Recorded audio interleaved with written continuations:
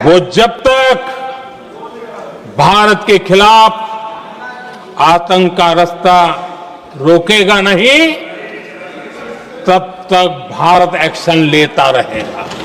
दुनिया में किसी भी देश ने भारत को अपनी सुरक्षा में कार्रवाई करने से रोका नहीं है। आदरणीय अध्यक्ष जी, इस सत्र के प्रारंभ में ही मैं जब मीडिया के साथियों से बात कर रहा था, तब मैंने सभी माननीय सांसदों को अपील करते हुए एक बात का उल्लेख किया था।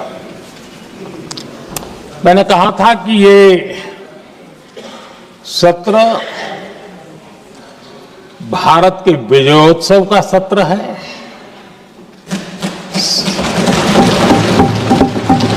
संसद का ये सत्र भारत के गौरवगान का सत्र है।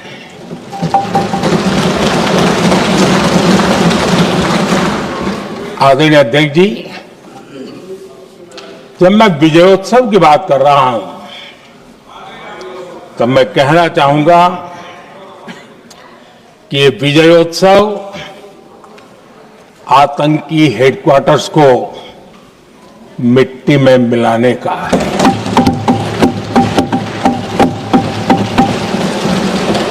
जब मैं विजयोत्सव कहता हूं, तो ये विजयोत्सव सिंदूर की सौगंध पूरा करने का है।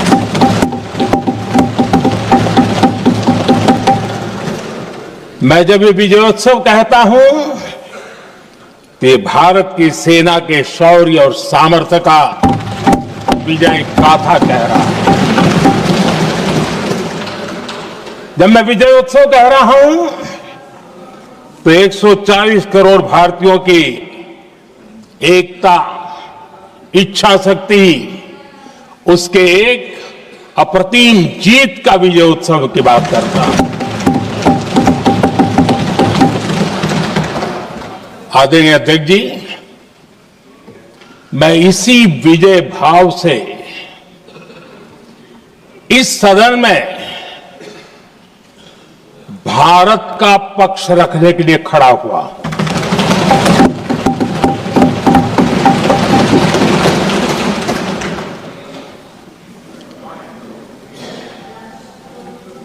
और जिन्हें भारत का पक्ष नहीं दिखता है, उन्हें मैं आईना दिखाने के लिए खड़ा हुआ।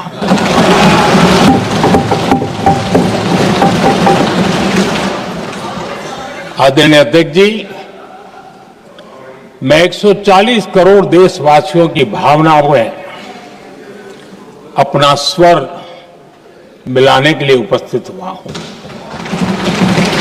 ये 140 करोड़ देशवासियों की भावना के जो गूंज है, जिस सदन में सुनाई दी है, मैं उसे अपना एक स्वर मिलाने खड़ा हुआ। आदरणीय अध्यक्ष जी, ऑपरेशन सिंदूर के दरमियान जिस प्रकार से देश के लोगों ने मेरा साथ दिया, मुझे आशीर्वाद दिए, देश की जनता मुझ पर कर्ज है। मैं देशवासियों का आभार व्यक्त करता हूं। मैं देशवासियों का अभिनंदन करता हूं। आदरणीय अध्यक्ष जी, 22 अप्रैल को पहलगाम में जिस प्रकार की क्रूर घटना घटी, जिस प्रकार आतंकवादियों ने निर्दोष लोगों को उनका धर्म पूछ पूछ करके गोलियां मारी, ये क्रूरता की पराकाष्ठा थी। भारत को हिंसा की आग में झोंकने का ये सुविचारित प्रयास था। भारत में दंगे फैलाने की यह साजिश थी।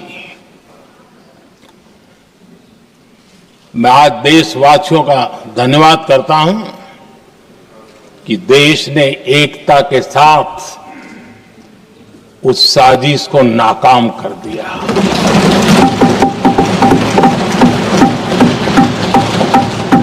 आदरणीय अध्यक्ष जी, 22 अप्रैल के बाद मैंने एक सार्वजनिक रूप से और विश्व को समझ में आए इसलिए कुछ अंग्रेजी में भी वाक्यों का प्रयोग किया था और मैंने कहा था कि हमारा संकल्प है, हम आतंकियों को मिट्टी में मिला देंगे।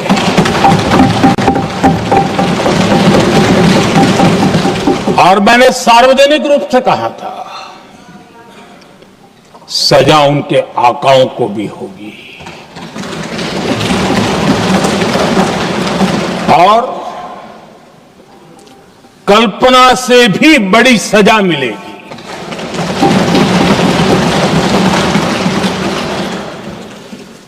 बाईस अप्रैल को मैं विदेश था, मैं तुरंत लौट के आया और आने के तुरंत बाद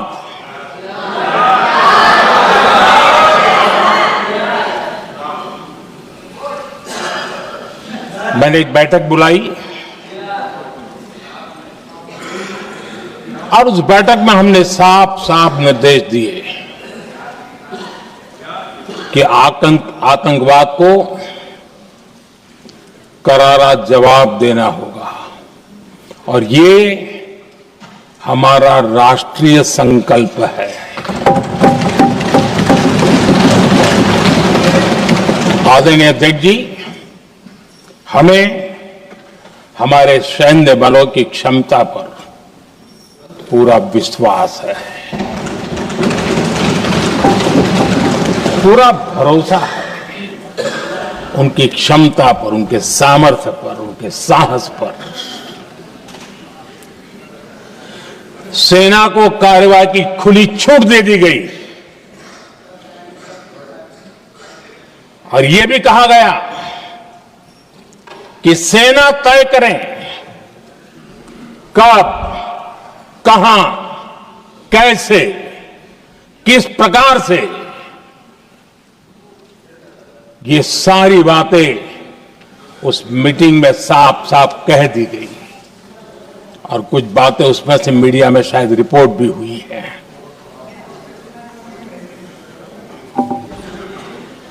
हमें गर्व है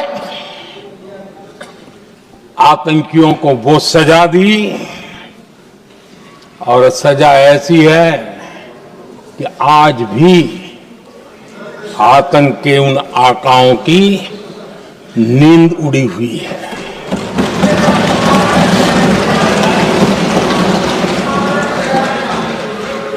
आदरणीय अध्यक्ष जी, मैं हमारी सेना की सफलता के उससे जुड़े भारत के उस पक्ष को सदन के माध्यम से देशवासियों के सामने रखना चाहता हूं। पहला पक्ष, पहलगाम हमले के बाद से ही पाकिस्तानी सेना को अंदाजा लग चुका था कि भारत कोई बड़ी कार्रवाई करेगा। उनके तरफ से न्यूक्लियर की धमकियों के भी बयान आना शुरू हो चुके थे। भारत ने 6 मई रात और 7 मई सुबह जैसा तय किया था वैसी कार्रवाई की और पाकिस्तान कुछ नहीं कर पाया।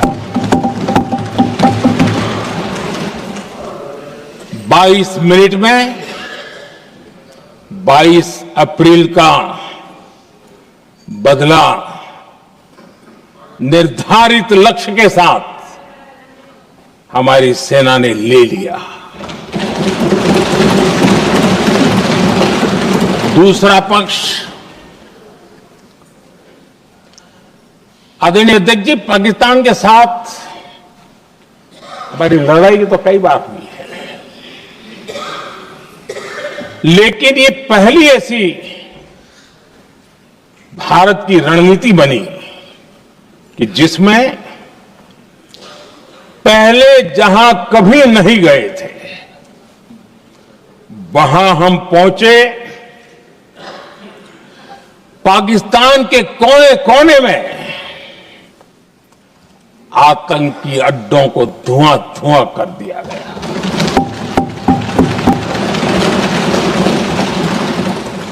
आतंक के गढ़ कोई सोच नहीं सकता कि वहां तक कोई जा सकता है।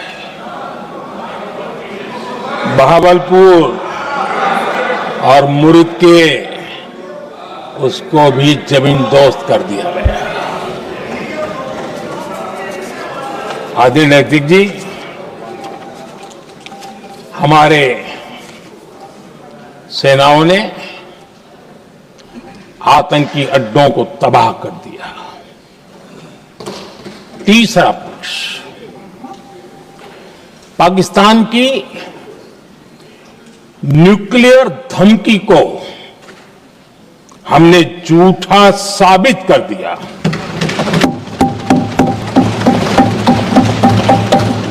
भारत ने सिद्ध कर दिया कि न्यूक्लियर ब्लैकमेलिंग अब नहीं चलेगा और न ही ये न्यूक्लियर ब्लैकमेलिंग के सामने भारत झुकेगा। आदरणीय अध्यक्ष जी, चौथा पक्ष, भारत ने दिखाई अपनी तकनीकी क्षमता। पाकिस्तान के सीने पर सटीक प्रहार किया। पाकिस्तान के एयरबेस एसेट्स को भारी नुकसान हुआ और आज तक उनके कई एयरबेस आईसीयू में पड़े हैं। आज टेक्नोलॉजी आधारित युद्ध का युग है। ऑपरेशन सिंदूर इस महारत में भी सफल सिद्ध हुआ है।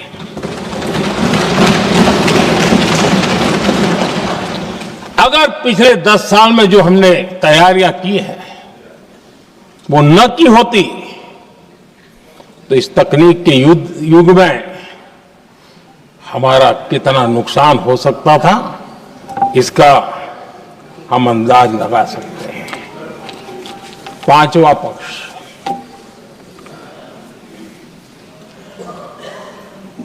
ऑपरेशन सिंदूर के दरमियान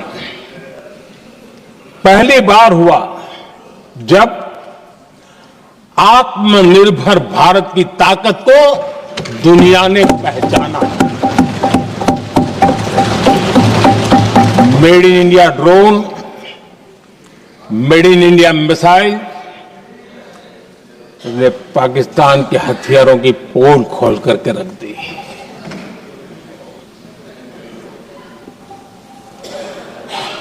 आदरणीय अध्यक्ष जी, और भी एक महत्वपूर्ण काम जो हुआ है, वैसे जब राजीव गांधी जी थे उस समय उनके जो एक डिफेंस का काम देखने वाले एमओएस थे, उन्होंने जब मैंने सीडीएस की घोषणा की तो वो बहुत प्रसन्न होकर के मुझे मिलने आए थे और बहुत बहुत प्रसन्न थे वो। इस समय ऑपरेशन में नेवी, आर्मी, एयरफोर्स तीनों सेनाओं का जॉइंट एक्शन, इसके बीच की सिनर्जी,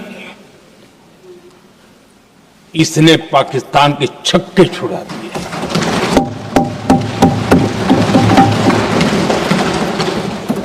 आदरणीय अध्यक्ष जी, आतंक की घटनाएं पहले भी देश में होती थी,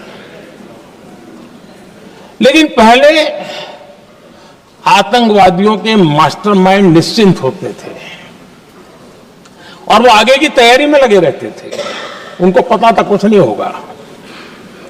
लेकिन अब स्थिति बदल गई है।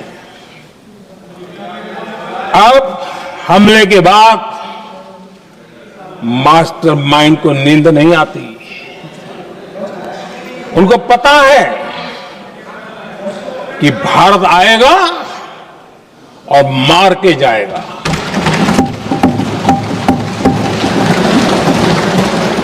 ये न्यू नॉर्मल भारत ने सेट कर दिया है।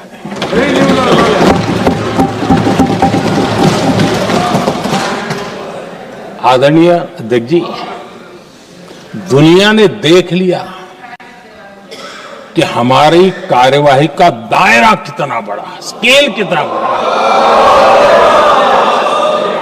सिंदूर से लेकर के सिंधु तक पाकिस्तान पर कार्रवाई की है। ऑपरेशन सिंदूर ने तय कर दिया कि भारत में आतंकी हमले की, उसके आकाओं को और पाकिस्तान को भारी कीमत चुकानी पड़ेगी। अब ऐसे ही नहीं जा सकते। आदरणीय अध्यक्ष जी, ऑपरेशन सिंदूर से स्पष्ट होता है कि भारत ने 3 सूत्र तय किए हैं।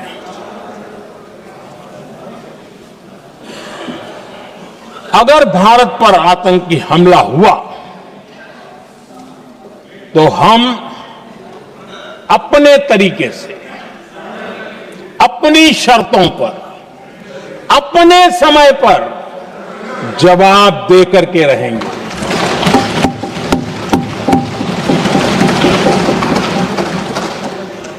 दूसरा,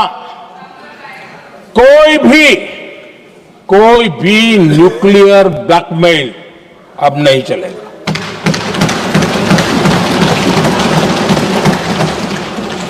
और तीसरा, हम आतंक की सरपरस्त सरकार और आतंक के आकाओं, उनको अलग अलग नहीं देखेंगे। आदरणीय अध्यक्ष जी,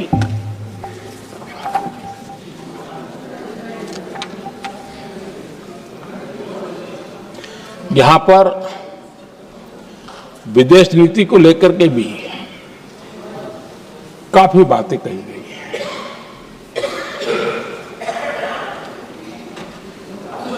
दुनिया के समर्थन को लेकर के भी काफी बातें कही गई हैं। मैं आज सदन में कुछ बातें पूरी स्पष्टता से कह रहा हूं। दुनिया में किसी भी देश ने भारत को अपनी सुरक्षा में कार्रवाई करने से रोका नहीं है।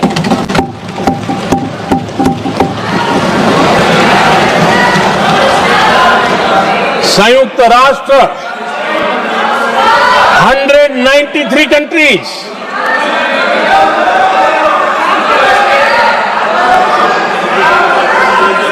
सिर्फ 3 देश 193 कंट्री में सिर्फ 3 देश ऑपरेशन सिंदूर के दौरान पाकिस्तान के समर्थन में बयान दिया था। Only 3 countries.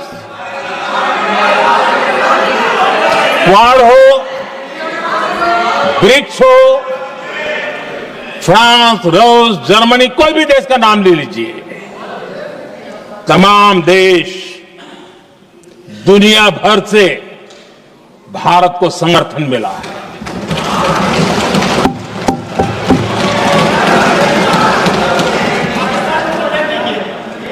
आदरणीय अध्यक्ष जी, दुनिया का समर्थन तो मिला, दुनिया के देशों का समर्थन मिला, माननीय है, लेकिन ये दुर्भाग्य है कि मेरे देश के वीरों के पराक्रम को कांग्रेस का समर्थन नहीं।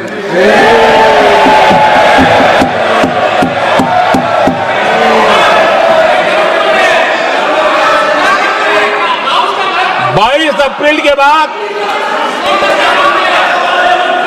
22 अप्रैल के आतंकी हमले के बाद 3-4 दिन में ही ये उछल रहे थे और कहना शुरू कर दिया, कहां गई 56 इंच की छाती, कहां खो गया मोदी, मोदी तो फेल हो गया। क्या मजा ले रहे थे, उनको लगता है वाह बाजी मार ली। उनको पहलगाम के निर्दोष लोगों की हत्या में भी वो अपनी राजनीति तराशते थे।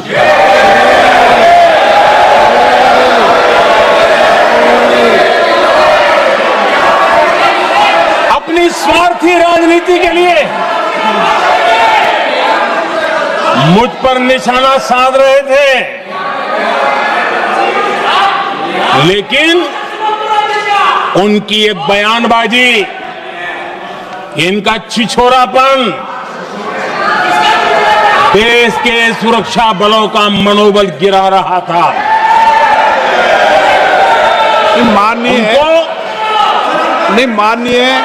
प्रतिपक्ष के नेता, एक मिनट, प्रतिपक्ष के नेता आपकी बात सबने ध्यान से सुनी।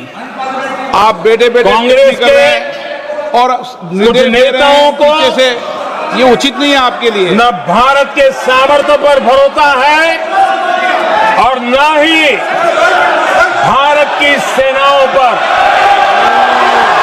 इसलिए वो लगातार ऑपरेशन सिंदूर पर सवाल उठा रहे हैं। ऐसा करके आप लोग मीडिया में हेडलाइंस तो ले सकते हैं, लेकिन देशवासियों के दिलों में जगह नहीं बना सकते।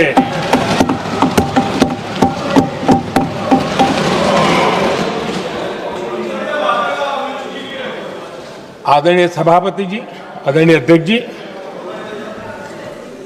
10 मई को भारत ने ऑपरेशन सिंदूर के तहत हो रहे एक्शन को रोकने की घोषणा की।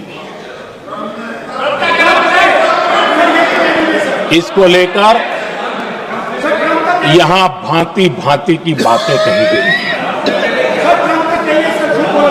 ये वही प्रोपेगेंडा है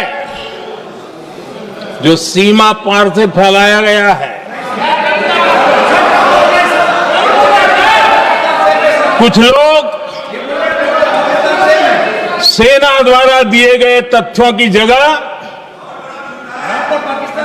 पाकिस्तान के झूठ प्रचार को आगे बढ़ाने में जुटे हुए हैं। जबकि भारत का रुख हमेशा स्पष्ट रहा है। आदरणीय अध्यक्ष जी, कुछ चीजें मैं जरा स्मरण भी कराना चाहता हूं। जब सर्जिकल स्ट्राइक हुआ, उस समय हमने लक्ष्य तय किया था, हमारे जवानों को तैयार करके कि हम उनके इलाके में जाकर के आतंकियों के जो लॉन्चिंग पैड है उनको नष्ट करेंगे। और सर्जिकल स्ट्राइक, एक रात के उस ऑपरेशन में हमारे लोग सूर्योदय होते होते काम पूरा करके वापस आए। लक्ष्य निर्धारित था कि ये करना है। जब बालाकोट एयर स्ट्राइक किया तो हमारा लक्ष्य तय था कि आतंकियों के जो ट्रेनिंग सेंटर्स है, इस बार हम उसको तबाह करेंगे, और हमने वो भी करके दिखाया। ऑपरेशन सिंदूर के समय हमारा लक्ष्य तय था, और हमारा लक्ष्य था कि आतंक के जो एपी सेंटर है और पहलगाम के आतंकियों को जहां से पुरजोश योजना बनी, ट्रेनिंग मिली, व्यवस्था मिली, उस पर हमला करेंगे। हमने उनके नाभि पर हमला कर दिया।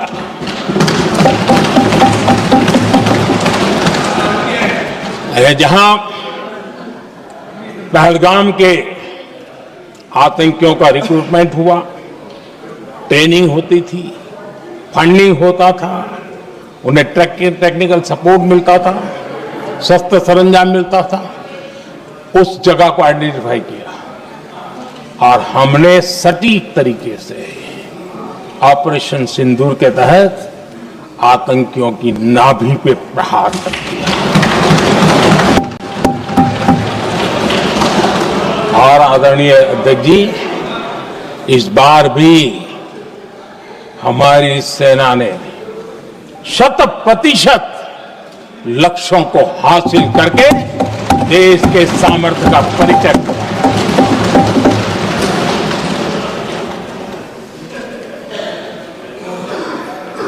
कुछ लोग जानबूझ करके कुछ चीजें भूलने में इंटरेस्टेड होते हैं।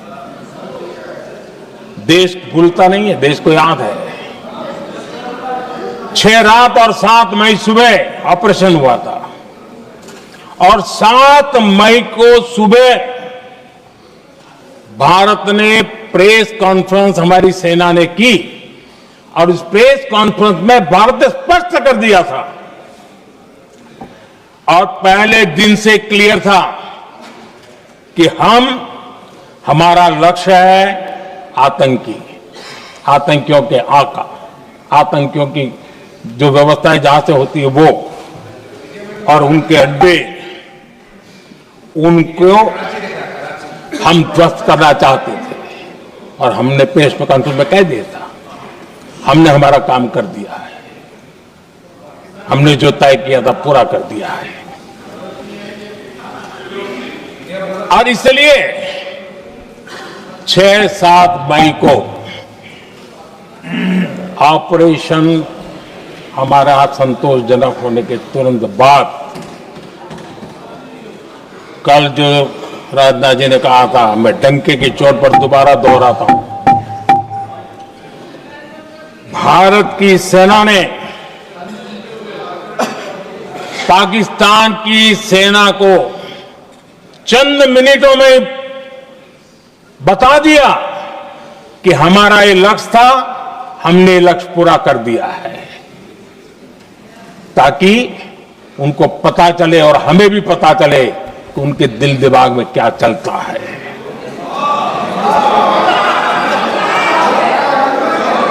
हमने अपना लक्ष्य 100% हासिल कर लिया था, और पाकिस्तान में समझदारी होती तो आतंकियों के साथ खुलेआम खड़े रहने की गलती न करता। उसने निर्लज्ज होकर के आतंकवादियों के साथ खड़े रहने का फैसला किया। हम पूरी तरह तैयार थे, हम भी मौके की तलाश में थे,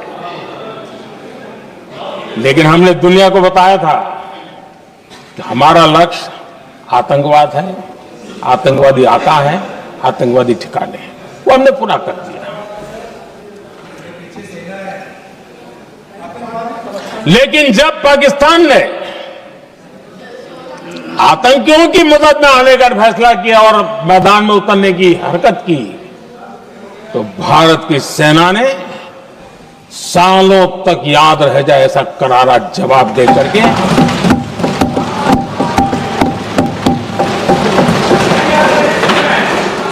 9 मई की मध्य रात्रि और 10 मई की एक प्रकार से सुबह हमारी मिसाइलें उन्होंने पाकिस्तान के हर कोने में प्रचंड प्रहार किया जिसकी पाकिस्तान ने कभी कल्पना नहीं की थी और पाकिस्तान को घुटनों पर आने के लिए मजबूर कर दिया।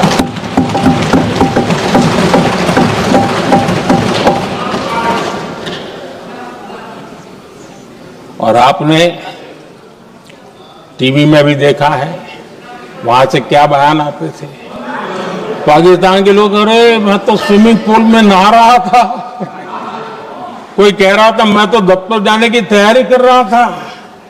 हम कुछ सोचे पहले तो भारत ने तो हमला कर दिया। ये पाकिस्तान के लोगों के बयान है और देश ने देखे हैं। स्विमिंग पूल में नहा रहा था।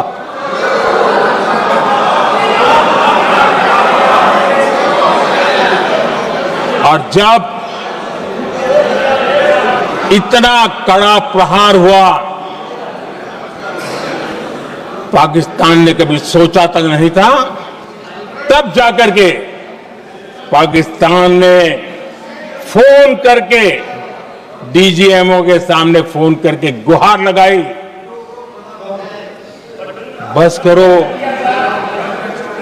बहुत मारा, अब ज्यादा मार झेलने की ताकत नहीं है, प्लीज हमला रोक दो।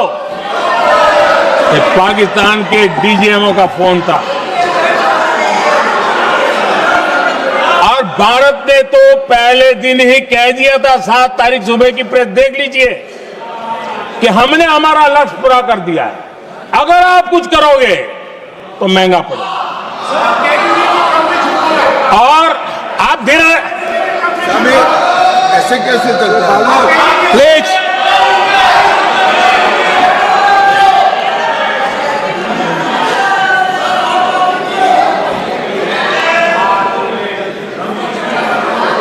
मैं आज दोबारा कह रहा हूं, ये भारत की स्पष्ट नीति थी, सुविचारित नीति थी, सेना के साथ मिलकर के तय की हुई नीति थी और वे ये थी कि हम आतंक, उनके आका, उनके ठिकाने, ये हमारा लक्ष्य है। और हमने कहा, पहले दिन प्रेस कॉन्फ्रेंस में कहा है कि हमारा एक्शन नॉन एक्सीलेटरी है, ये हमने कह करके किया है। और इसके लिए साथियों हमने हमला रोका। अध्यक्ष जी, दुनिया के किसी भी नेता ने भारत के ऑपरेशन रोकने के लिए नहीं कहा।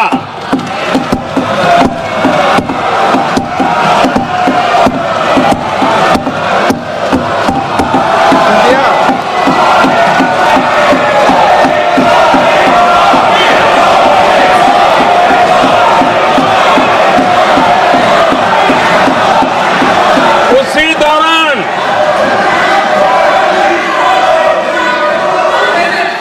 9 तारीख को रात को अमेरिका के उपराष्ट्रपति जी ने मुझसे बात करने का प्रयास किया। वो घंटे भर कोशिश कर रहे थे, लेकिन मेरी सेना के साथ मीटिंग चल रही थी, तो मैंने उनका फोन उठा नहीं पाया। बाद में मैंने उनको कॉल बैक किया। मैंने कहा कि आपका फोन था, 3-4 बार आपका फोन आ गया, क्या है? तो अमेरिका के उपराष्ट्रपति जी ने मुझे फोन पे बताया कि पाकिस्तान बहुत बड़ा हमला करने वाला है, ये उन्होंने मुझे बताया। मेरा जो जवाब था, जिनको समझ नहीं आता है उनको तो नहीं आएगा,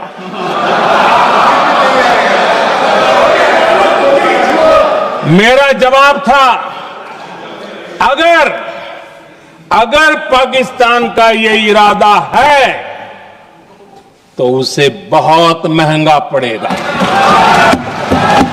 ये मैंने अमेरिका के उपराष्ट्रपति को कहा।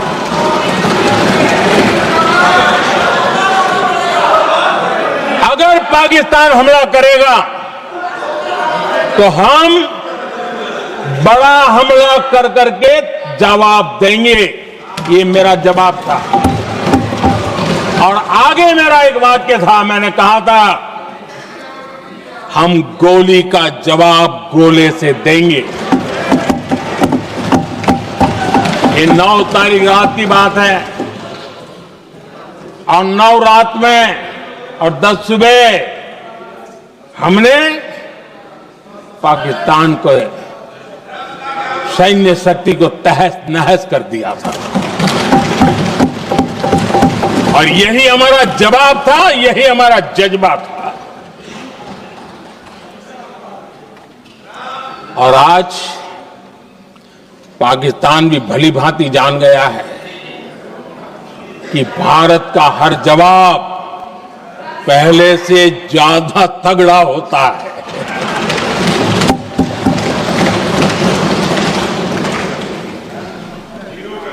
उसे यह भी पता है कि अगर भविष्य में नौबत आई तो भारत आगे कुछ भी कर सकता है। और इसलिए मैं फिर से लोकतंत्र के इस मंदिर में दोहराना चाहता हूं, ऑपरेशन सिंदूर जारी है।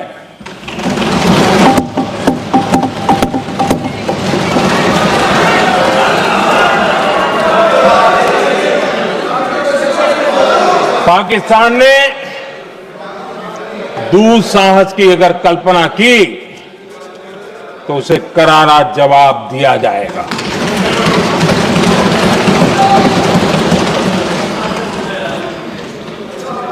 आदरणीय अध्यक्ष जी, आज का भारत आत्मविश्वास से भरा हुआ है। आज का भारत आत्मनिर्भरता के मंत्र को लेकर के पूरी शक्ति के साथ तेज गति से आगे बढ़ रहा है। देश देख रहा है भारत आत्मनिर्भर बनता जा रहा है। लेकिन देश ये भी देख रहा है कि एक तरफ तो भारत आत्मनिर्भरता की ओर तेज गति से आगे बढ़ रहा है, लेकिन कांग्रेस मुद्दों के लिए पाकिस्तान पर निर्भर होती जा रही है।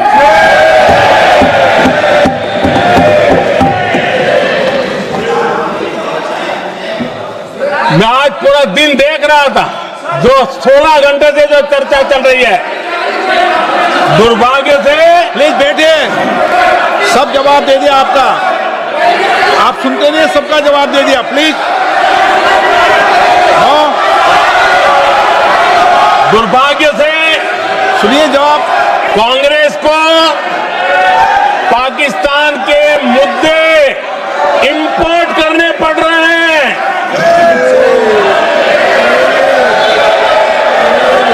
आदरणीय अध्यक्ष जी, आज के वॉरफेयर में इंफॉर्मेशन और नैरेटिव्स की प्लीज बैठिए। बहुत बड़ी भूमिका है। नैरेटिव घड़ करके, एआई का भी भरपूर उपयोग करके सेनाओं के मनोबल को कमजोर करने के खेल भी खेले जाते हैं। जनता के अंदर अविश्वास पैदा करने के भी भरपूर प्रयास होते हैं। दुर्भाग्य से कांग्रेस और उसके सहयोगी पाकिस्तान के ऐसे ही प्रपंच के प्रवक्ता बन चुके हैं।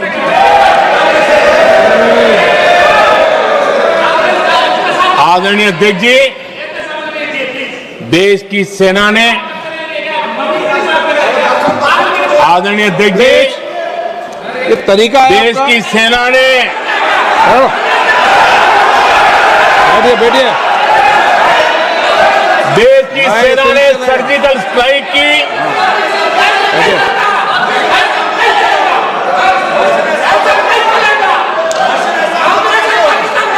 बैठिए। बैठिए बैठिए। आदरणीय अध्यक्ष जी, देश की सेना ने सफलतापूर्वक सर्जिकल स्ट्राइक की तो तुरंत कांग्रेस वालों ने सेना से सबूत मांगे थे, लेकिन जब उन्होंने देश का मूड देखा, देश का मिजाज देखा, तो सुर उनके बदलने लगे और बदल करके क्या कहने लगे? कांग्रेस के लोगों ने कहा, ये सर्जिकल स्ट्राइक क्या बड़ी बात है,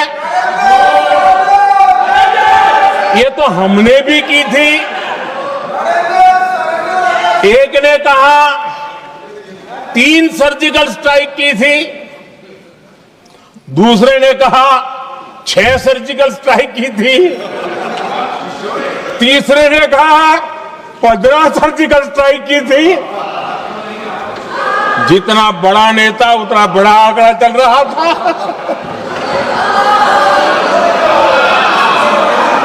आदरणीय अध्यक्ष जी, इसके बाद बालाकोट में सेना ने एयर स्ट्राइक की। अब एयर स्ट्राइक तो ऐसी थी कि वो कुछ कह नहीं सकते थे, इसलिए ये तो नहीं कहा कि भाई हमने भी की थी। उसमें तो उन्होंने समझदारी दिखाई, लेकिन फोटो मांगने लगे। एयर स्ट्राइक हुई तो फोटो दिखाओ, क्या कहां गिरा, क्या तोड़ा, कितने मरे, बस यही पूछते रहे। पाकिस्तान भी यही पूछता था, ये भी यही पूछते थे।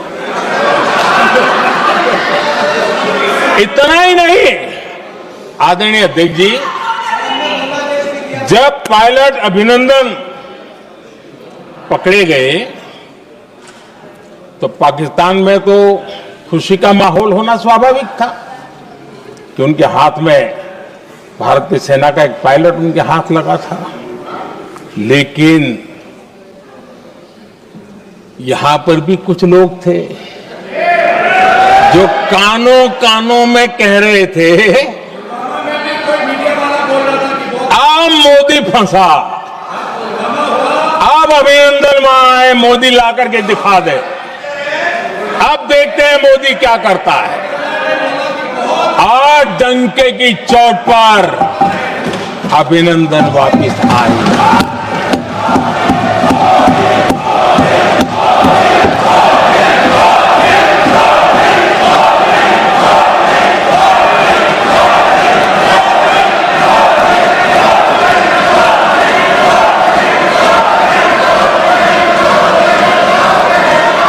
अभिनंदन को ले आए तो इनकी बोलती बंद हो गई। इनको लगा यार ये नसीब वाला आदमी है, हमारा हथियार हाथ से निकल गया। आदरणीय अध्यक्ष जी, पहलगाम हमले के बाद हमारा बीएसएफ का एक जवान पाकिस्तान के कब्जे में गया, तो फिर इनको लगा वाह बड़ा मुद्दा हाथ में आ गया है, हम मोदी फंस जाएगा। अब तो मोदी की फजीयत जरूर होगी और उनकी इकोसिस्टम ने सोशल मीडिया में बहुत सारी कथाएं वायरल की कि ये बीएसएफ के जवान का क्या होगा, उसके परिवार का क्या होगा, ये वापस आएगा, कब आएगा, कैसे आएगा, न जाने क्या क्या चला दिया। आदरणीय अध्यक्ष जी, बीएसएफ का वो जवान भी आन बान शान के साथ वापस आया।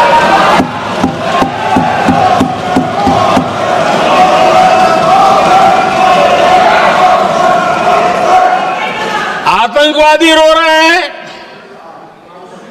आतंकवादियों के आका रो रहे हैं, और उनको रोते देखकर यहां भी कुछ लोग रो रहे हैं।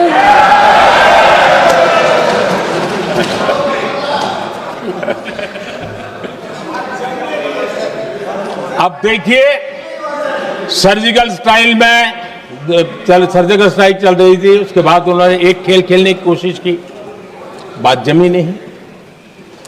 एयर स्ट्राइक हुई तो दूसरा खेल खेलने की कोशिश की, वो भी जमी नहीं। जब ये ऑपरेशन सिंदूर हुआ तो उन्होंने नया पैंतरा शुरू किया। और क्या शुरू किया? रोक क्यों दिया? पहले तो मानने को तैयार नहीं थे कि मुक्त करते, अब कहते रोक क्यों दिया? वारे बयान बहादुरों,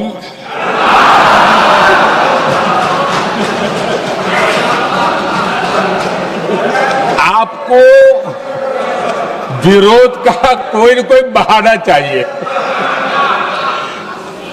और इसलिए सिर्फ मैं नहीं, पूरा देश आप पर हंस रहा है।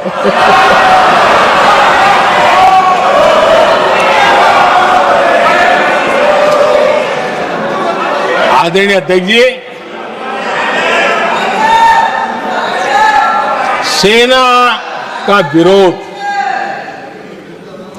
सेना के प्रति एक पता नहीं नेगेटिविटी, ये कांग्रेस का पुराना रवैया रहा। देश ने अभी अभी करगिल विजय दिवस मनाया, लेकिन देश पूरी तरह जानता है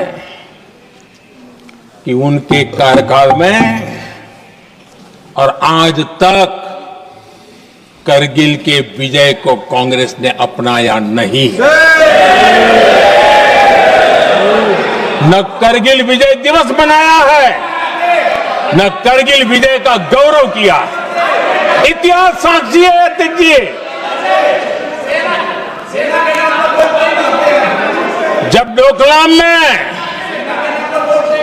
सैन्य हमारा शौर्य दिखा रहा था, तब कांग्रेस के नेता चुपके चुपके किससे ब्रीफिंग लेते थे वो सारी दुनिया अब जान गई।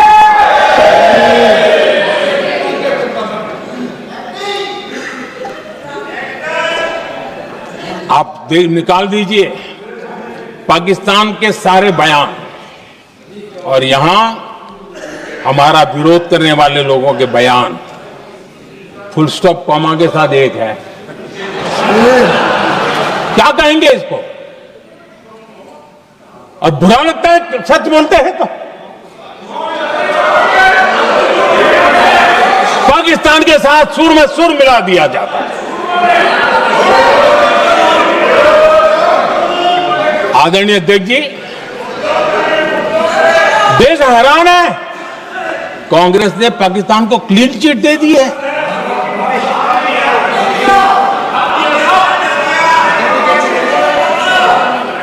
उनकी ये हिम्मत, और इनकी आदत जाती नहीं है, ये हिम्मत कि पहलगाम के आतंकी पाकिस्तानी थे, इसका सबूत दो।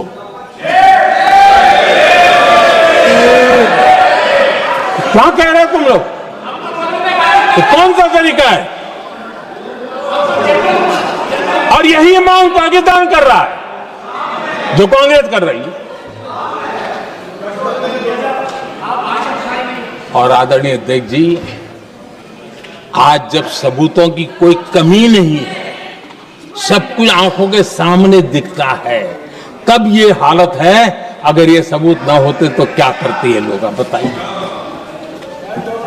आदरणीय अध्यक्ष जी,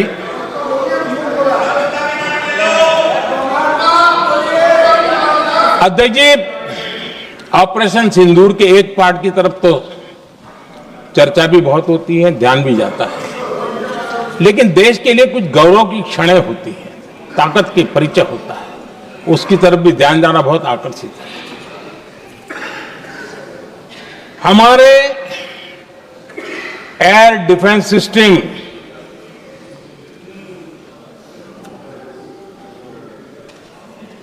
दुनिया में इसकी चर्चा है। हमारे एयर डिफेंस सिस्टम ने पाकिस्तान की मिसाइल और ड्रोन्स उसको तिनके की तरफ बिखेर दिया था।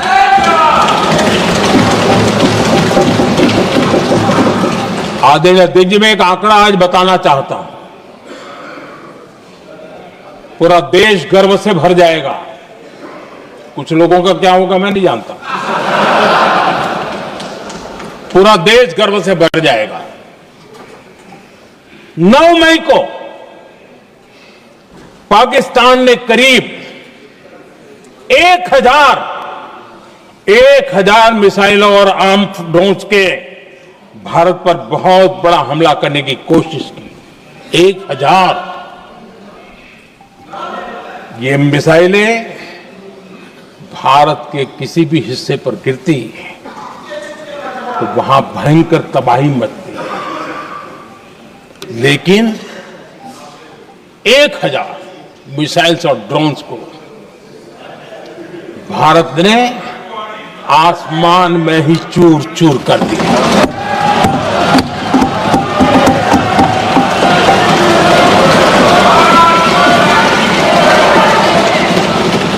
हर देशवासी को इससे गर्व हो रहा।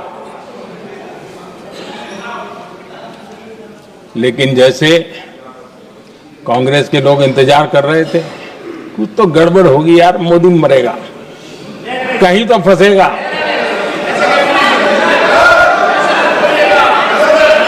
पाकिस्तान ने आदमपुर एयरबेस पर हमले का झूठ फैलाया, उस झूठ को बेचने की भरपूर कोशिश की, पूरी ताकत लगा दी। मैं अगले ही दिन आदमपुर पहुंचा और खुद जाकर के उनके झूठ को मैंने बेनकाब कर दिया। तब जाकर के उनको अकल ठिकाने लगी कि अब ये झूठ चलने वाला नहीं है। आदरणीय अध्यक्ष जी, जो हमारे छोटे दलों के साथी हैं, जो राजनीति में नए हैं, उनको कभी शासन में रहने का अवसर नहीं मिला, उनसे कुछ बातें निकलती मैं समझ सकता हूं। लेकिन कांग्रेस पार्टी ने इस देश में लंबे समय तक राज किया है, उसको शासन की व्यवस्थाओं का पूरा पता है, उन चीजों से वो निकले हुए लोग हैं, उनके लिए शासन व्यवस्था क्या होती इसकी समझ पूरी है, अनुभव है उनके पास। उसके बाद भी विदेश मंत्रालय तुरंत जवाब दे, उसको स्वीकारना नहीं। विदेश मंत्री जवाब दे, इंटरव्यू दे, बार बार बोले, उसको स्वीकारना नहीं। गृह मंत्री बोले, रक्षा मंत्री बोले, किसी पर भरोसा नहीं। जिसने इतने सालों तक राज किया, उनको देश की व्यवस्थाओं पर अगर भरोसा नहीं है, तब शक उठता है कि क्या हालत हो गई है इनकी। आदरणीय अध्यक्ष जी, अब कांग्रेस का भरोसा पाकिस्तान के रिमोट कंट्रोल से बनता है और बदलता है।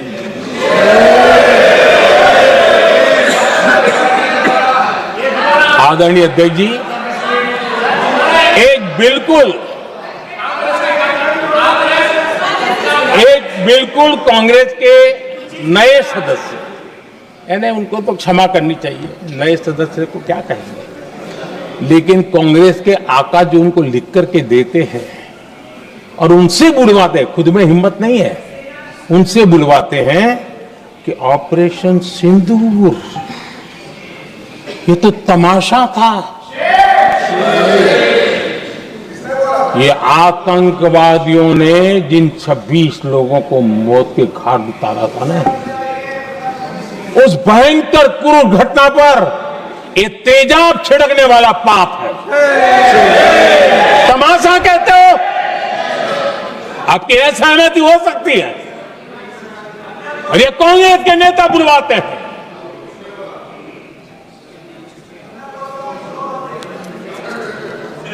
आदरणीय अध्यक्ष जी, पहलगाम के हमलावरों को कल हमारे सुरक्षा बलों ने ऑपरेशन महादेव करके अपने अंजाम तक पहुंचाया।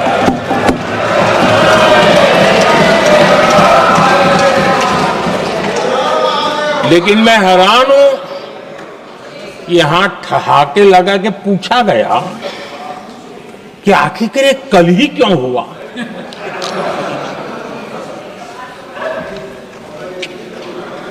अब ये क्या हो गया है मुझे समझ नहीं आ रहा है। क्या ये ऑपरेशन के लिए कोई सावन महीने का सोमवार ढूंढा गया था क्या? क्या हो गया है लोगों को? हताशा, निराशा इस हद तक।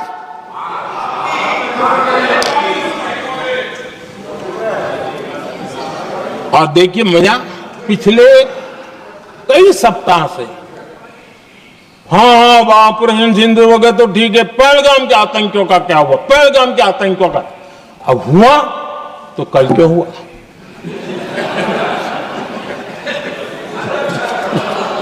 और कल ही क्यों हुआ?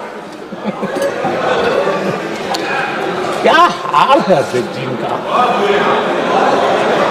आदरणीय अध्यक्ष जी,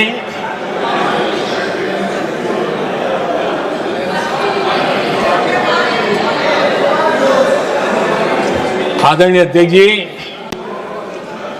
शास्त्रों में कहा गया है, हमारे शास्त्रों में कहा गया है, शस्त्रेण रक्षिते राष्ट्रे, शस्त्रेण रक्षिते राष्ट्रे शास्त्र चर्चा प्रवर्तते। अर्थात जब राष्ट्र शस्त्र से सुरक्षित होते हैं तभी वहां शास्त्र की, ज्ञान की चर्चाएं जन्म ले पाती है। जब सीमा पर सेनाएं मजबूत होती है तभी लोकतंत्र प्रखर होता है। आदरणीय अध्यक्ष जी, ऑपरेशन सिंदूर बीते दशक में भारत की सेना के सशक्तिकरण का एक साक्षात प्रमाण है। ऐसे ही नहीं हुआ है। कांग्रेस के शासन के दौरान सेनाओं को आत्मनिर्भर बनाने के संबंध में सोचा तक नहीं जाता था। आज भी आत्मनिर्भर शब्द की मजाक उड़ाई जाती है। वैसे वो महात्मा गांधी से आया हुआ है, लेकिन आज भी मजाक उड़ाई जाती है। हर रक्षा सौदे में कांग्रेस अपने मौके खोजती रहती थी।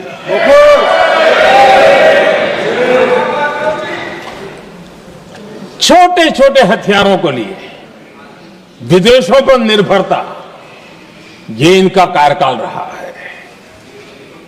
Bullet proof jacket, night vision camera तक नहीं होते थे। और लंबा लिस्ट है, जीप से शुरू होता है, बफोर, हेलीकॉप्टर, हर चीज के साथ घोटाला जुड़ा हुआ है। आदरणीय अध्यक्ष जी, हमारी सेनाओं को आधुनिक हथियारों के लिए दशकों तक इंतजार करना पड़ा। आजादी के पहले, और इतिहास गवाह, एक जमाना था जब डिफेंस मैन्युफैक्चरिंग में भारत का आवाज सुनाई देती थी। जिस समय तलवारों से लड़ा जाता था ना, तब भी तलवारें भारत की श्रेष्ठ मानी जाती थी। हम डिफेंस के इक्विपमेंट में आगे थे। लेकिन आजादी के बाद जो एक मजबूत डिफेंस इक्विपमेंट मैन्युफैक्चरिंग का हमारा दायरा था, जो हमारा पूरा इकोसिस्टम था, उसको सोच समझ करके तबाह कर दिया गया, उसको दुर्बल किया गया।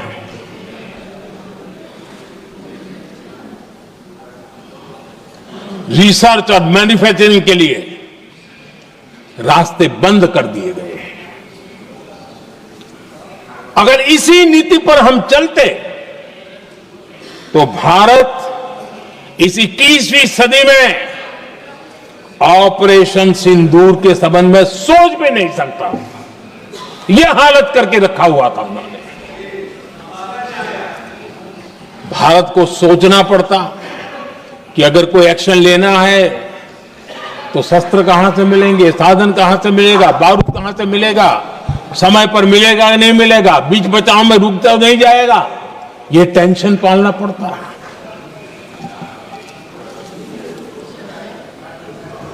आदरणीय अध्यक्ष जी, बीते एक दशक में मेक इन इंडिया हथियार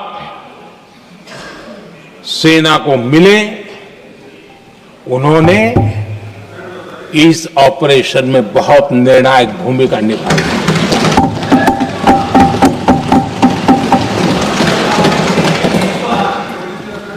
आदरणीय अध्यक्ष जी, एक दशक पहले भारत के लोगों ने संकल्प लिया, हमारा देश सशक्त, आत्मनिर्भर और आधुनिक राष्ट्र बने। रक्षा, सुरक्षा, हर क्षेत्र में बदलाव के लिए एक के बाद एक ठोस कदम उठाए गए, सीरीज ऑफ रिफॉर्म्स किए गए और देश में सेना में जो रिफॉर्म्स हुए हैं, जो आजादी के बाद पहली बार हुए। चीफ ऑफ डिफेंस स्टाफ की नियुक्ति, ये विचार कोई नया नहीं था, दुनिया में प्रयोग भी चलते हैं, भारत में निर्णय नहीं होते थे। हमने, ये बहुत बड़ा रिफॉर्म था, हमने किया और बहुत ही, मैं हमारी तीनों सेनाओं का अभिनंदन करता हूं कि इस व्यवस्था को उन्होंने दिल से सहयोग किया है, दिल से स्वीकार किया है। सबसे बड़ी ताकत ज्वाइंटनेस और इंटीग्रेशन की इस समय नेवी हो, एयरफोर्स हो, आर्मी हो, ये इंटीग्रेशन और ज्वाइंटनेस ने हमारी ताकत को अनेक गुना बढ़ा दिया और उसका परिणाम भी हमें नजर में आया है, ये हमने करके दिखा है। सरकार की जो डिफेंस प्रोडक्शन की कंपनियां थी, उसमें हमने रिफॉर्म किए। शुरुआत में वहां पर आग लगाना, आंदोलन करवाना, हड़तालें करवाने के खेल चल रहे थे, अभी भी बंद नहीं हुए हैं, लेकिन देश हित को सर्वोपरि मान करके उन डिफेंस इंडस्ट्री के हमारे जो लोग थे सरकारी व्यवस्था में, उन्होंने इसको मन से लिया, रिफॉर्म को स्वीकार किया और वो भी आज बहुत प्रोडक्टिव बन गए। इतना ही नहीं, हमने प्राइवेट सेक्टर के लिए भी डिफेंस के दरवाजे खोल दिए हैं और आज भारत का प्राइवेट सेक्टर आगे आ रहा है। आज स्टार्टअप्स डिफेंस के क्षेत्र में हमारे 27-30 साल के नौजवान, टियर 2, टियर 3 सिटी के नौजवान, कई कुछ जगह तो बेटियां स्टार्टअप का नेतृत्व कर रही है। डिफेंस के सेक्टर में सैकड़ों की तादाद में आज स्टार्टअप काम कर रहे हैं। ड्रोन्स, एक प्रकार से मैं कह सकता हूं, ड्रोन्स की जितनी भी एक्टिविटी हमारे देश में हो रही है, शायद एवरेज 30-35 की उम्र होगी, जो लोग कर रहे हैं, वो सारे लोग, और सैकड़ों की तादाद में कर रहे हैं। और उसका ताकत, क्योंकि इनका भी योगदान था इसमें, जिन्होंने इस प्रकार के प्रोडक्शन किए हैं, और वो हमें ऑपरेशन सिंदूर में बहुत काम आए। मैं उन सबके प्रयासों को बहुत साधुवाद करता हूं और मैं उनको विश्वास दिलाता हूं, आगे बढ़िए, अब देश रुकने वाला नहीं है। आदरणीय अध्यक्ष जी, डिफेंस सेक्टर में मेक इन इंडिया ये नारा नहीं था। हमने इसके लिए बजट पॉलिसी में जो परिवर्तन करना था, जो नए इनिशिएटिव ले रहे थे, वो नए इनिशिएटिव लिए। और सबसे बड़ी बात, क्लियर कट विजन के साथ हमने देश में make in India defence sector के अंदर तेज गति से हम आगे बढ़ रहे हैं। आदरणीय अध्यक्ष जी, एक दशक में डिफेंस का बजट लगभग पहले से 3 गुना हुआ है। डिफेंस प्रोडक्शन में करीब करीब 250% वृद्धि हुई है, 250% वृद्धि हुई है। 11 वर्षों में डिफेंस एक्सपोर्ट 30 गुना से भी ज्यादा बढ़ा है, 30 गुना से ज्यादा। डिफेंस एक्सपोर्ट आज दुनिया के करीब 100 देशों तक हम पहुंचे। और आदरणीय अध्यक्ष जी, कुछ चीजें ऐसी होती हैं जो इतिहास में बहुत बड़ा प्रभाव छोड़ती हैं। ऑपरेशन सिंदूर ने डिफेंस का जो मार्केट है उसमें भारत का झंडा गाड़ दिया है। भारत के हथियारों की डिमांड आज बढ़ती चली जा रही है, मांग बढ़ रही है। ये भारत में उद्योगों को भी बल देगी, एमएसएमई को बल देगी, हमारे नौजवानों को रोजगार देगी और हमारे नौजवान अपनी बनाई चीजों से दुनिया में अपनी ताकत का प्रदर्शन कर पाएंगे। ये आज दिख रहा है, मैं देख रहा हूं। डिफेंस के क्षेत्र में जो आत्मनिर्भर भारत की दिशा में हम जो कदम उठा रहे हैं, मैं हैरान हूं। कुछ लोगों को आज भी तकलीफ हो रही है, जैसे उनका खजाना लूट गया। ये कौन सी मानसिकता है? देश को ऐसे लोगों को पहचानना होगा। आदरणीय अध्यक्ष जी, मैं स्पष्ट करना चाहता हूं, डिफेंस में भारत का आत्मनिर्भर होना ये आज की शस्त्रों की स्पर्धा में के काल में विश्व शांति के लिए भी जरूरी है।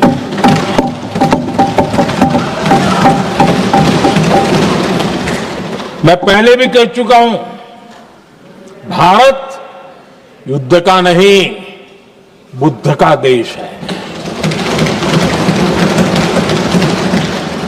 हम समृद्धि, शांति चाहते हैं, लेकिन हम ये कभी न भूले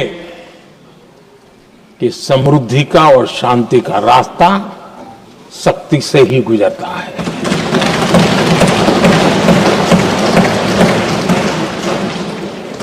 आदरणीय अध्यक्ष जी, हमारा भारत छत्रपति शिवाजी महाराज, महाराजा रणजीत सिंह, राजेंद्र चोला, महाराणा प्रताप, लसित बोरफुकन और महाराजा सुहेलदेव का देश है।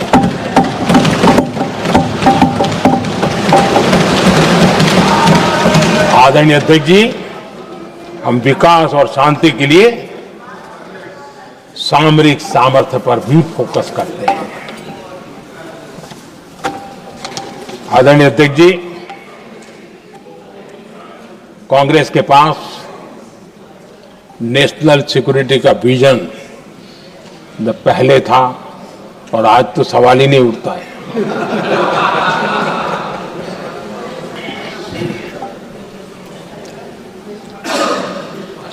कांग्रेस ने हमेशा नेशनल सिक्योरिटी पर समझौता किया। आज जो लोग पूछ रहे हैं पीओके को वापस क्यों नहीं लिया, वैसे ये सवाल मुझे ही पूछ सकते हैं और किसको पूछ सकते हैं।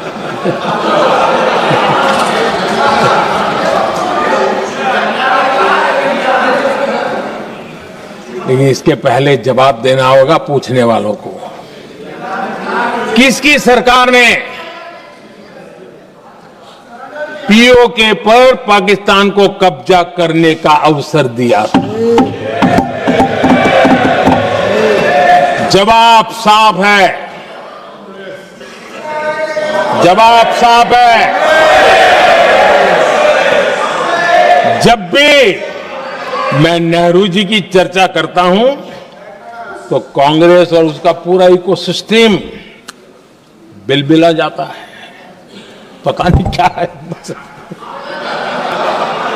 आदरणीय अध्यक्ष जी, हम एक शेर सुना करते थे, मुझे ज्यादा इसका ज्ञान तो नहीं है लेकिन सुनते थे। लम्हों ने खता की और सदियों ने सजा पाई। आजादी के बाद से ही जो फैसले लिए गए उनकी सजा आज तक देश भुगत रहा है।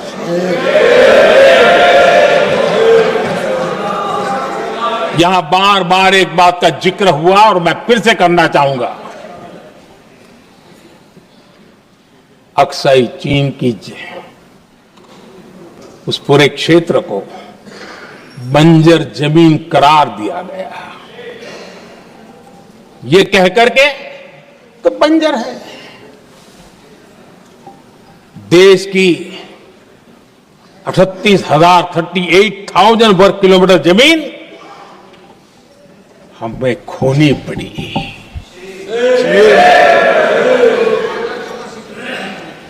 आदरणीय अध्यक्ष जी, मैं जानता हूं मेरी कुछ बातें चुभने वाली है। 1962 और 1963 के बीच कांग्रेस के नेता जम्मू कश्मीर के पूंछ, उरी, नीलम वैली और किशनगंगा को छोड़ देने का प्रस्ताव रख रहे थे। भारत की भूमि, आदरणीय अध्यक्ष जी, और वो भी लाइन ऑफ पीस के नाम पर किया जा रहा था।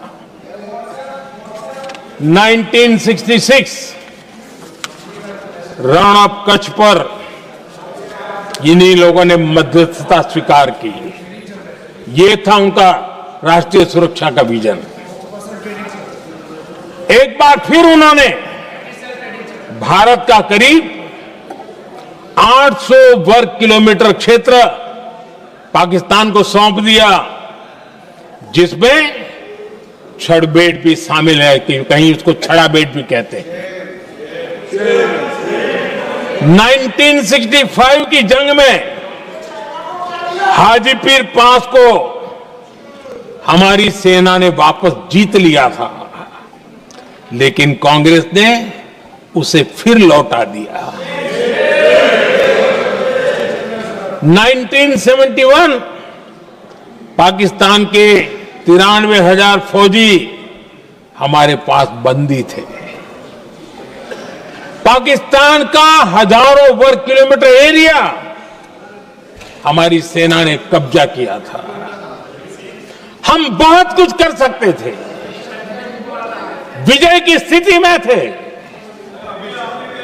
उस दौरान अगर थोड़ी सा विजन होता, थोड़ी सी समझ होती, तो पीओके वापस लेने का निर्णय हो सकता। वो मौका था, वो मौका भी छोड़ दिया गया। अरे इतना ही नहीं, इतना सारा जब सामने टेबल पर था, अरे कम से कम करतारपुर साहब को तो ले सकते थे, वो ही नहीं कर पाया। 1974 श्रीलंका को कच्चथीवू द्वीप को गिफ्ट कर दिया गया। आज तक हमारे मछुआरे भाई बहनों को इससे परेशानी होती है, उनकी जान पर आफत आती है।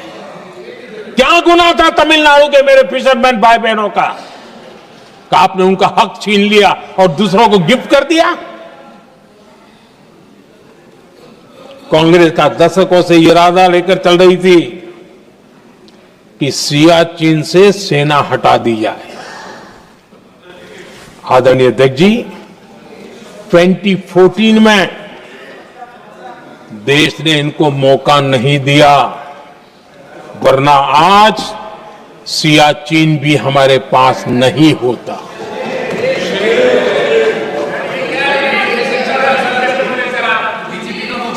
आदरणीय अध्यक्ष जी, आजकल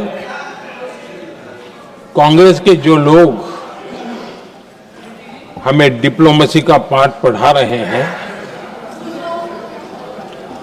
मैं उन्हें उनकी डिप्लोमेसी याद दिलाना चाहता हूं ताकि उनको भी कुछ याद रहे, पता चले। 26/11 जैसे भयंकर हमले के बाद बहुत बड़ा आतंकी हमला था। कांग्रेस का पाकिस्तान से प्रेम नहीं रुका। इतनी बड़ी घटना 26/11 की हुई थी। विदेशी दबाव में हमले के कुछ हफ्तों के भीतर ही कांग्रेस सरकार ने पाकिस्तान से बातचीत शुरू कर दी। आदरणीय अध्यक्ष जी, कांग्रेस सरकार ने 26/11 की इतनी बड़ी घटना के बाद भी एक भी डिप्लोमेट को भारत से बाहर निकालने की हिम्मत नहीं की। छोड़ो इधर, एक वीजा तक कैंसिल नहीं किया, एक वीजा तक कैंसिल नहीं कर पाए थे। देश पर पाकिस्तानी स्पॉन्सर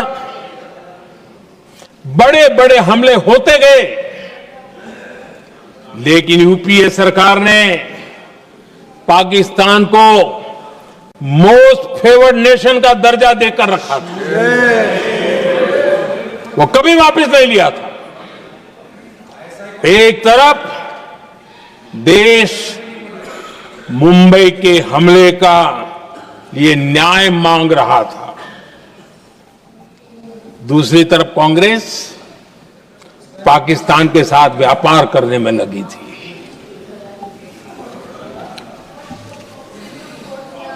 पाकिस्तान वहां से खून की होली खेलने वाले आतंकियों को भेजते रहे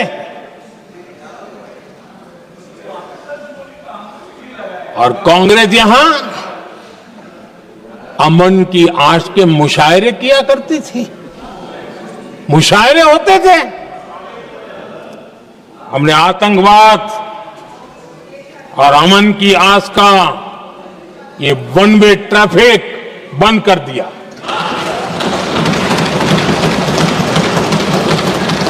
हमने पाकिस्तान का एमएफएन का दर्जा रद्द किया, वीजा बंद किया। हमने अटारी वाघा बॉर्डर को बंद कर दिया। आदरणीय अध्यक्ष जी,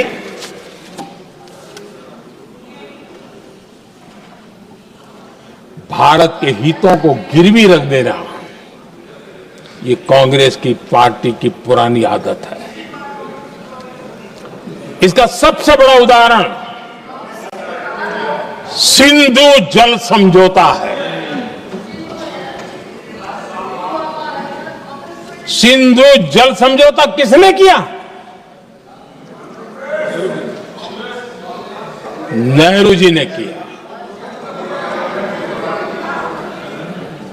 और मामला किससे जुड़ा था? भारत से निकलने वाली नदियां, हमारे यहां से निकली हुई नदियां, उसका वो पानी था। और वो नदियां हजारों साल से भारत की सांस्कृतिक विरासत रही है, भारत की चैतन्य शक्ति रही है। भारत को सुजलाम सुफलाम बनाने में उन नदियों का बहुत बड़ा योगदान रहा है। सिंधु नदी जो सदियों से भारत की पहचान हुआ करती थी, उसी से भारत जाना जाता था। लेकिन नेहरू जी और कांग्रेस ने सिंधु और झेलम जैसी नदियों पर विवाद के लिए पंचायत किसको दी? वर्ल्ड बैंक को दी। वर्ल्ड बैंक फैसला करे क्या कर रहा है, नदी हमारी, पानी हमारा।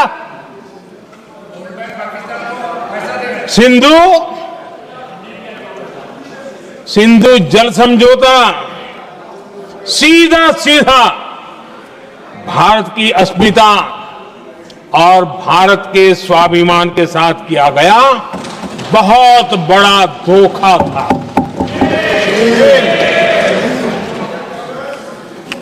आदरणीय अध्यक्ष जी, आज के देश के युवा ये बात सुनते होंगे तो उनको भी आश्चर्य होगा कि ऐसे लोग थे हमारे देश का काम करते थे। नेहरू जी ने इस ट्रीटी करी और क्या किया? ये जो पानी था, जो नदियां थी, जो भारत से निकल रही थी, उन्होंने 80% पानी पाकिस्तान को देने के लिए वो राजी हो गए। और इतना बड़ा हिंदुस्तान, उसको सिर्फ 20% पानी। कोई मुझे समझाए भाई ये कौन सी बुद्धिमानी थी, कौन सा देश हित था, कौन सी डिप्लोमेसी थी, क्या हालत करके बना के रखा था आप लोगों ने। इतनी बड़ी आबादी वाला हमारा देश, हमारे यहां से निकलती हुई ये नदियां, और सिर्फ 20% पानी, और 80% पानी उन्होंने उसको दिया जो देश खुलेआम भारत को अपना दुश्मन करार कर देता रहता है, दुश्मन कहता रहा। और ये पानी पर किसका हक था? हमारे देश के किसानों का, हमारे देश के नागरिकों का, हमारा पंजाब, हमारा जम्मू कश्मीर, देश के एक बहुत बड़े हिस्से को इन्होंने पानी के संकट में धकेल दिया, इस एक कारण से। और राज्यों के भीतर भी पानी को लेकर के आपस में संघर्ष पैदा हुई है, प्रतिस्पर्धा पैदा हुई, और उनका जिस पर हक था उस पर पाकिस्तान मौज करता रहा। और ये दुनिया में अपनी डिप्लोमेसी के पाठ पढ़ाते रहते हैं। आदरणीय अध्यक्ष जी, अगर ये ट्रीटी न होती तो पश्चिमी नदियों पर कई बड़ी परियोजनाएं बनती। पंजाब, हरियाणा, राजस्थान और दिल्ली, वहां के किसानों को भरपूर पानी मिलता, पीने के पानी की कोई समस्या नहीं रहती। औद्योगिक प्रगति के लिए भारत बिजली बना पाता। इतना ही नहीं, नेहरू जी ने इसके उपरांत करोड़ों रुपए भी दिए ताकि पाकिस्तान नहर बना सके।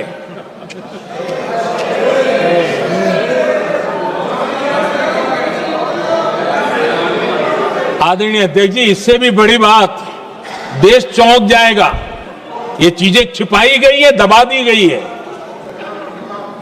कहीं भी बांध बनता है तो उसमें एक मैकेनिज्म होता है उसकी सफाई का, डीसिल्टिंग का। उसमें जो मिट्टी भर जाती है, बाकी घास वगैरह आकर के भर जाता है तो उसकी कैपेसिटी कम होती है, तो उसकी सफाई के लिए यानी इनबिल्ट व्यवस्था होती है।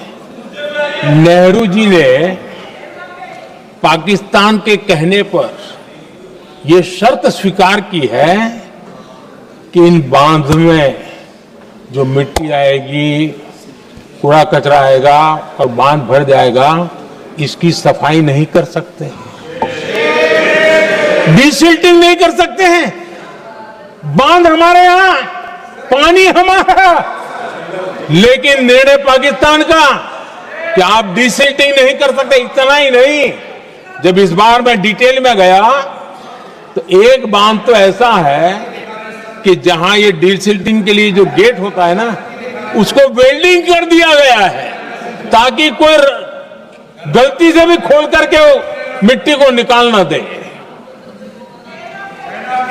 पाकिस्तान ने नेहरू जी से लिखवा लिया था कि भारत बिना पाकिस्तान की मर्जी अपने बांधों में जमा होने वाली मिट्टी साफ नहीं करेगा, डिसिल्टिंग नहीं करेगा। ये समझौता देश के खिलाफ था और बाद में नेहरू जी को भी ये गलती माननी पड़ी। इस समझौते में निरंजन दास गुलाटी करके का सज्जन उसमें जुड़े हुए थे। उन्होंने एक किताब लिखी है। उस किताब में उन्होंने लिखा है कि फरवरी 1961 में नेहरू ने उनसे कहा था, गुलाटी, मुझे उम्मीद थी कि यह समझौता अन्य समस्याओं के समाधान का रास्ता खोलेगा, लेकिन हम वहीं हैं जहां पहले थे। ये नेहरू जी ने कहा। नेहरू जी केवल तत्कालिक प्रभाव देख पा रहे थे, इसलिए उन्होंने कहा कि हम वहीं के वहीं हैं, लेकिन सच्चाई ये कि इस एग्रीमेंट के कारण देश बहुत पिछड़ गया, देश बहुत पीछे चल गया और देश का बहुत नुकसान हुआ। हमारे किसानों को नुकसान हुआ, हमारी खेती को नुकसान हुआ। और नेहरू जी उस डिप्लोमेसी को जानते थे जिसमें किसान का कोई वजूद ही नहीं था। यह हाल करके रखा था उन्होंने। आदरणीय अध्यक्ष जी, पाकिस्तान आगे दशकों तक भारत के साथ युद्ध और छद्म युद्ध, प्रॉक्सी वॉर करता ही रहा, लेकिन कांग्रेस की सरकारों ने बाद में भी सिंधु जल समझौते की तरफ देखा तक नहीं, नेहरू जी की गलती को सुधारा तक नहीं। आदरणीय अध्यक्ष जी, लेकिन अब भारत ने पुरानी गलती को सुधारा है, ठोस निर्णय लिया है। भारत ने नेहरू जी द्वारा किए गई बहुत बड़ी ब्लंडर, सिंधु जल समझौते को देश हित में, किसानों के हित में एबेंस में रख दिया है। देश का अहित करने वाला ये समझौता अब इस रूप में आगे नहीं चल सकता। भारत ने तय कर दिया है, खून और पानी साथ साथ नहीं बह सकते।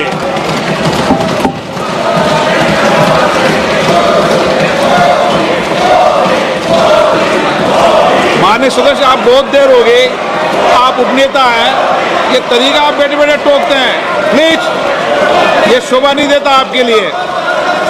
बैठिए बैठिए बैठिए, आदरणीय, शोभा नहीं देता आपका। अध्यक्ष जी, आप उपनेता, अपनी मर्यादा बना के रखें। चल बैठिए।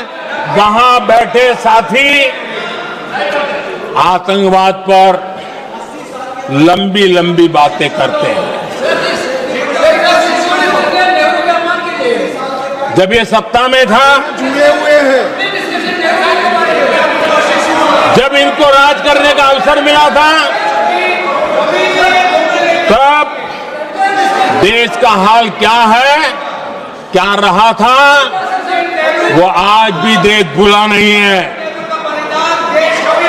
2014 से पहले देश में असुरक्षा का जो माहौल था,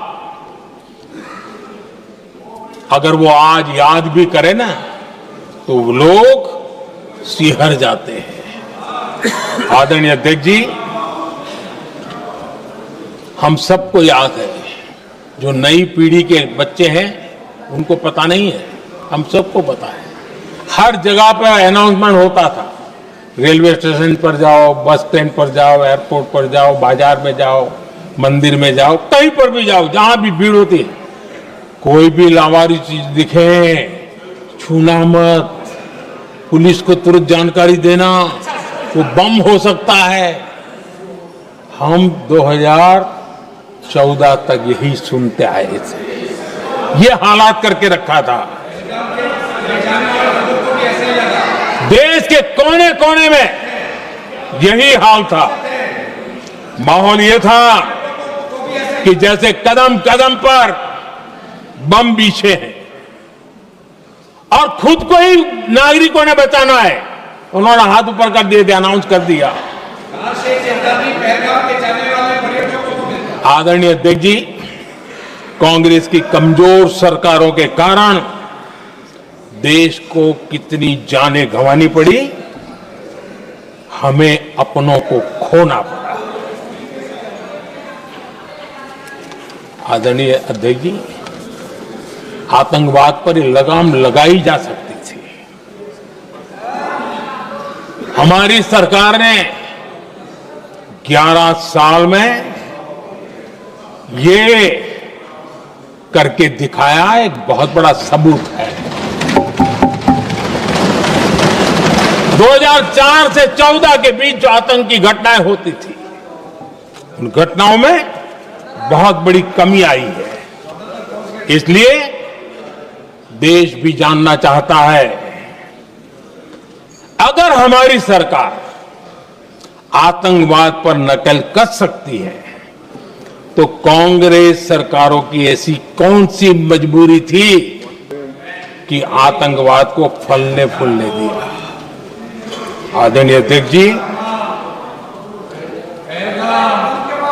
कांग्रेस के राज में आतंकवाद अगर फला फूला है तो उसका एक बड़ा कारण इनकी तुष्टीकरण की राजनीति है, वोट बैंक की राजनीति है। जब दिल्ली में बाटला हाउस एनकाउंटर हुआ, कांग्रेस के एक बड़ी नेता के आंख में आंसू थे, आतंकवादी मारे गए इसके कारण। और वोट पाने के लिए इस बात को हिंदुस्तान के कोने कोने में पहुंचाया गया। आदरणीय अध्यक्ष जी, 2001 में देश की संसद पर हमला हुआ था। तब कांग्रेस के एक बड़े नेता ने अफजल गुरु को बेनिफिट ऑफ डाउट देने की बात कही थी। आदरणीय अध्यक्ष जी, मुंबई में 26/11 का इतना बड़ा आतंकी हमला हुआ, एक पाकिस्तानी आतंकी जिंदा पकड़ा गया।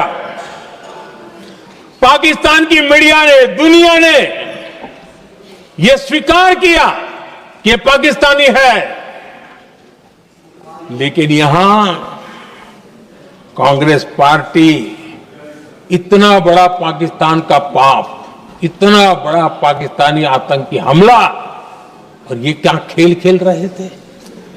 वोट बैंक की राजनीति के लिए क्या कर रहे थे? कांग्रेस पार्टी इसको भगवा आतंक सिद्ध करने में जुटी हुई है।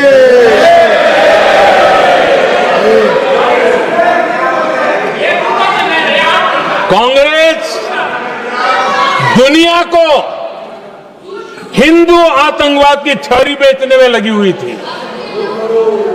कांग्रेस के एक नेता ने अमेरिका के बड़े राजनयिक को यहां तक कह दिया था कि लश्कर-ए तोयबा से भी बड़ा खतरा भारत के हिंदू ग्रुप है।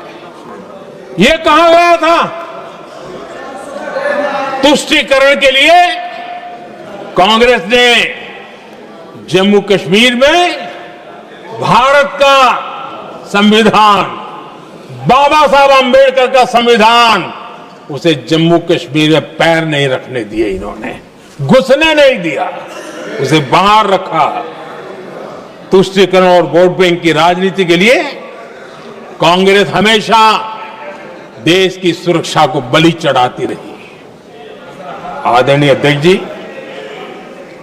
तुष्टीकरण के लिए ही कांग्रेस ने आतंकवाद से जुड़े कानूनों को कमजोर किया। गृहमंत्री जी ने आज विस्तार से सदन में कहा है, इसलिए मैं इसको रिपीट करना नहीं चाहता। आदरणीय अध्यक्ष जी,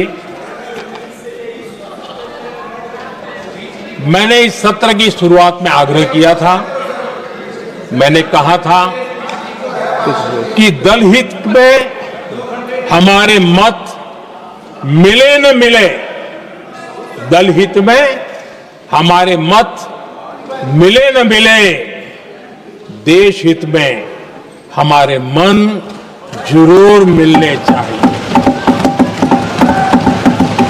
पहलगाम की विभीषिका ने हमें गहरे घाव दिए हैं, उसने देश को झकझोर दिया है। इसके जवाब में हमने ऑपरेशन सिंदूर किया तो सेनाओं के पराक्रम ने, हमारे आत्मनिर्भर अभियान ने देश में एक सिंदूर स्पिरिट पैदा किया है।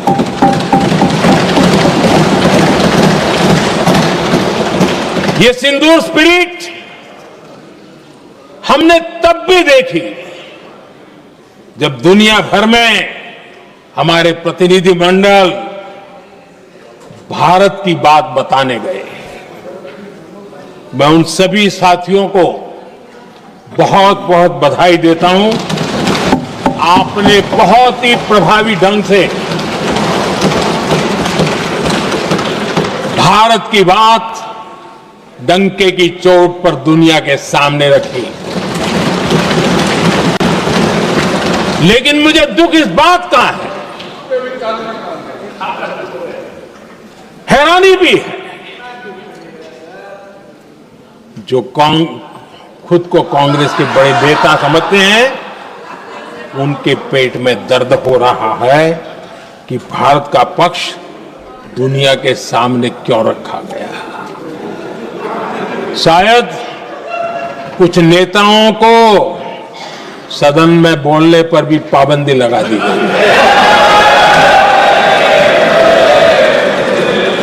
आदरणीय अध्यक्ष जी, इस मानसिकता से बाहर निकलने की जरूरत है। कुछ पंक्तियां मेरे मन में आती हैं, मैं अपने भाव व्यक्त करना चाहता हूं। आदरणीय अध्यक्ष जी, करो चर्चा और इतनी करो, करो चर्चा और इतनी करो कि दुश्मन दहशत से दहल उठे। दुश्मन दहशत से दहल उठे। रहे ध्यान बस इतना ही, रहे ध्यान बस इतना ही, मान सिंदूर और सेना का प्रश्नों में भी अटल रहे। हमला मां भारती पर हुआ अगर, तो प्रचंड प्रहार करना होगा। दुश्मन जहां भी बैठा हो, हमें भारत के लिए ही जीना होगा। मेरा कांग्रेस के साथियों से आग्रह है कि एक परिवार के दबाव में पाकिस्तान को क्लीन चिट देना बंद कर दें। जो देश की विजय की क्षण है, कांग्रेस उसे देश के उपहास का क्षण न बनाएं। कांग्रेस अपनी गलती सुधारें। मैं आज सदन में फिर स्पष्ट करना चाहता हूं, अब भारत आतंकी नर्सरी में ही आतंकियों को मिट्टी में मिलाएगा।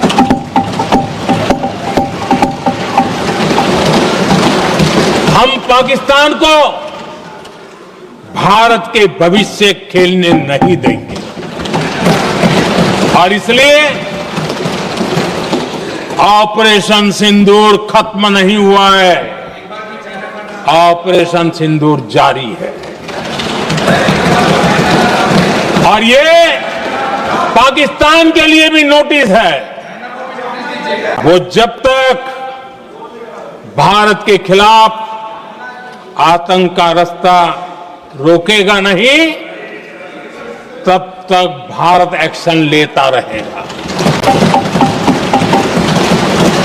भारत का भविष्य सुरक्षित और समृद्ध होगा, यही हमारा संकल्प है। इसी भाव के साथ मैं फिर से सभी सदस्यों को सार्थक चर्चा के लिए धन्यवाद देता हूं। और आदरणीय अध्यक्ष जी, मैंने भारत का पक्ष रखा है, भारत के लोगों की भावनाओं को व्यक्त किया है। मैं सदन का फिर से आभार व्यक्त करता हूं। बहुत बहुत धन्यवाद।